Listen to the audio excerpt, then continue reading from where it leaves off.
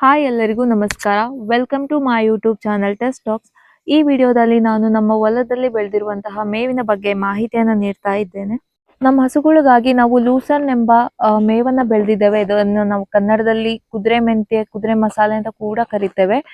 ಇದು 15ರಿಂದ 20% ವರೆಗೂ ಪ್ರೋಟೀನ್ ಅನ್ನು ಹೊಂದಿರುತ್ತೆ ಮತ್ತು ತುಂಬಾ ಪೋಷಕಾಂಶಗಳಿಂದ ಭರಿತವಾಗಿರೋದ್ರಿಂದ ಇದನ್ನ ಮೇವುಗಳ ರಾಣಿ ಅಂತ ಕೂಡ ಕರೀತಾರೆ. ಈ ಲೂಸರ್ನ್ ಗಿಡ ದ್ವಿದಳ ಧಾನ್ಯ ಆಗಿರೋದ್ರಿಂದ ವಾತಾವರಣದಲ್ಲಿರುವಂತಹ ಸಾರಜನಕವನ್ನ ಭೂಮಿಯಲ್ಲಿ ಶೇಖರಣೆ ಮಾಡುತ್ತೆ. ಇದರಿಂದ ನಮ್ಮ ಭೂಮಿಯ ಫಲವತ್ತತೆ ಕೂಡ ಹೆಚ್ಚಾಗುತ್ತೆ. ಈ ಬೆಳೆಗೆ ಕಡಿಮೆ ನೀರಿನ ಅವಶ್ಯಕತೆ ಇರೋದ್ರಿಂದ ನಾವು ಕಡಿಮೆ ನೀರಿರೋ ಪ್ರದೇಶದಲ್ಲಿ ಸಹ ಈ ಮೇವನ್ನ ನಾವು ಬೆಳಿಬೋದು. ನಾವು ಒಂದು ಬಾರಿ ಈ ಲೂಸನ್ನ ನಾವು ಬಿತ್ತನೆ ಮಾಡಿದಾದ್ಮೇಲೆ 2ರಿಂದ 3 ವರ್ಷದವರೆಗೂ ನಾವು ಇಳುವರಿಯನ್ನ ಪಡಿಬೋದು.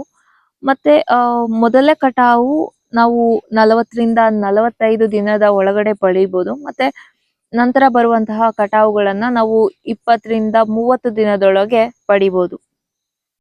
ಈ ಲೂಸರ್ನ್ ಅನ್ನ ನಾವು ಅಡಿಕೆ ಸಾಲಿನ ಮಧ್ಯದಲ್ಲಿ ಹಾಕಿದ್ದೇವೆ.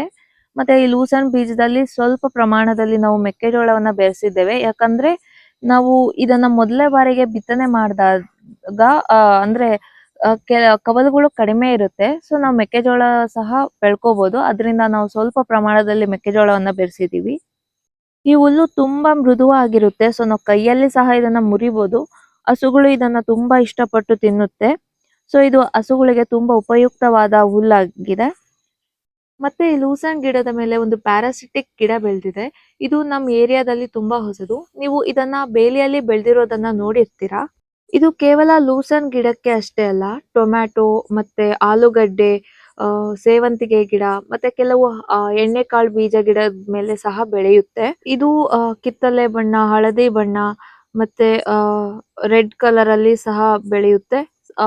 ಕೆಲವು ಬಾರಿ ಹಸಿರು ಬಣ್ಣದಲ್ಲಿ ಬೆಳೆಯುತ್ತೆ. ಆದ್ರೆ ತೀರಾ ಕಡಿಮೆ ಅದು ಆ ಹಸಿರು ಬಣ್ಣದಲ್ಲಿ ಬೆಳೆಯುವುದು.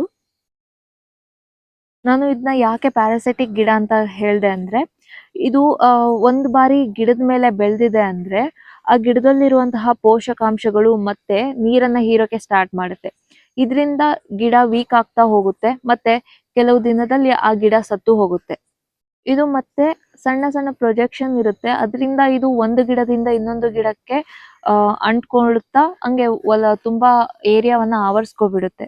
ಮತ್ತೆ ಈ ಗಿಡಕ್ಕೆ ಯಾವುದೇ ನಿರ್ದಿಷ್ಟವಾದಂತಹ ಎಲೆಗಳು ಮತ್ತೆ ಬೇರ್ಗಳು ಇರೋದಿಲ್ಲ.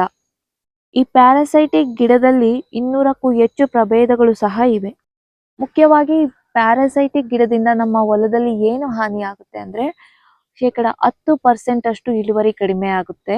ಮತ್ತೆ 2 ಇದು ಜಾಸ್ತಿ ಸ್ಪ್ರೆಡ್ ಆಗ್ತಾ ಹೋಗೋದ್ರಿಂದ ಗಿಡಗಳು ಸಾಯೋಕೆ ಸ್ಟಾರ್ಟ್ ಆಗುತ್ತೆ. ಅಲ್ಲಿ ಪ್ಯಾಚ್ ಪ್ಯಾಚ್ ತರ ಏನಾಗುತ್ತೆ ಅಂದ್ರೆ ಅಲ್ಲಿ ಏರಿಯಾದಲ್ಲಿ ಗಿಡ ಸಾಯೋದ್ ನೀವು ನೋಡ್ಬೋದು. ಮತ್ತೆ 3ನೇದೇನಂದ್ರೆ ಇದು ಒಂದು ಗಿಡದಿಂದ ಇನ್ನೊಂದು ಗಿಡಕ್ಕೆ ಅಂಟ್ಕೊಂಡಿರೋದ್ರಿಂದ ಏನ್ ಮಾಡುತ್ತೆ ಅಂದ್ರೆ ಒಂದು ಗಿಡದಲ್ಲಿರುವಂತಹ ರೋಗವನ್ನ ಇನ್ನೊಂದು ಗಿಡಕ್ಕೆ ಸುಲಭವಾಗಿ ಸ್ಪ್ರೆಡ್ ಮಾಡುತ್ತೆ. ಇದ್ರಿಂದ ನಮ್ಮ ಹೊಲದಲ್ಲಿ ಯಾವುದೇ ರೋಗ ಬಂದಾಗ ಇದು ಅದನ್ನ ಒಂದು ಗಿಡದಿಂದ ಇನ್ನೊಂದು ಗಿಡಕ್ಕೆ ತುಂಬಾ ಸುಲಭವಾಗಿ ಸ್ಪ್ರೆಡ್ ಮಾಡ್ಬಿಡುತ್ತೆ. ಈ ಪ್ಯಾರಾಸೈಟಿಕ್ ಗಿಡವನ್ನ ಯಾವ ರೀತಿ ಕಂಟ್ರೋಲ್ ಮಾಡ್ಬೇಕಂದ್ರೆ, ಫಸ್ಟ್ ನಾವು ತಗೊಂಡಿರುವಂತಹ ಬೀಜಗಳು ಈ ಯಾವುದೇ ಕಂಟಾಮಿನೇಷನ್ ಇರಬಾರ್ದು.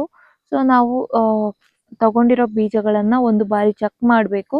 ಅದರಲ್ಲಿ ಯಾವುದೇ ಕಳೆ ಬೀಜಗಳು ಅಥವಾ ಈ ತರ ಪ್ಯಾರಾಸೈಟಿಕ್ ಬೀಜಗಳು ಇಲ್ದೆ ಆಗಿ ನಾವು ನೋಡ್ಕೋಬೇಕು. ನಮ್ಮ ಹೊಲದಲ್ಲಿ ಏನಾದ್ರೂ ಈ ಪ್ಯಾರಾಸಿಟಿಕ್ ಗಿಡದ ಬೀಜಗಳು ಏನಾದ್ರೂ ಇದ್ರೆ ನಾವು ಬೆಳೆಯುವಂತಹ ಬೆಳೆಯನ್ನ ಸ್ವಲ್ಪ ಮುಂಚಿತವಾಗಿ ಬಿತ್ತಬೇಕು. ಯಾಕಂದ್ರೆ ಗಿಡ ಒಂದು ಪ್ರಮಾಣದಲ್ಲಿ ಬೆಳೆದು ಬಲವಾದಾಗ ಈ ಪ್ಯಾರಾಸಿಟಿಕ್ ಗಿಡ ಗಿಡದ ಮೇಲೆ ಬೆಳೆಯೋದು ಸ್ವಲ್ಪ ಕಡಿಮೆ ಆಗುತ್ತೆ. ಮತ್ತು 3ನೇದೇನಂದ್ರೆ ನಾವು ಈ ಗಿಡಕ್ಕೆ ಪೂರಕವಾದಂತಹ ಗಿಡಗಳನ್ನ ಹೊಲದಲ್ಲಿ ಬೆಳಿಬಾರ್ದು. ಅವನ್ನ ನಾನ್ ಹೋಸ್ಟ್ ಕ್ರಾಪ್ಸ್ ಅಂತ ಹೇಳ್ತಾರೆ.